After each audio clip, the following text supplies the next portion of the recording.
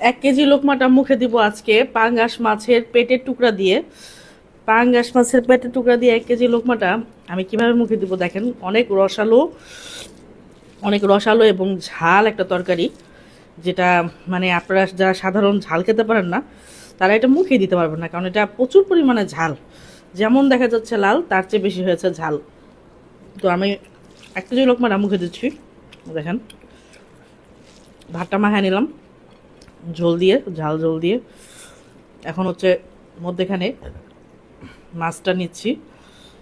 পুরোটা মাছের সাথে ভাতের পরিমাণ বেশি তো জায়গা নিবে না মুখে। এই যে এই পাশ থেকে একটু দিয়ে দিলাম, এই পাশ থেকে একটু দিয়ে দিলাম, এই পাশ থেকে একটু দিয়ে দিলাম, পুরাটারে এখন এক করলাম। 1 কেজি লোকমাটা উঠাই তো একটু কষ্ট, এবং মুখে দিলে খুব কষ্ট হয়, বাট এটা যখন মুখের সাথে যা মিশা যায়, মুখে দেওয়ার মাত্রই এটার টেস্ট শুরু হয়ে যায়। 1 কেজি লোকমা, জীবনে যারা 1 কেজি লোকমা মুখে দেন নাই তারা বুঝতেই পারবেন না যে এটা যে কত মজা। বিসমিল্লাহির রহমানির রহিম।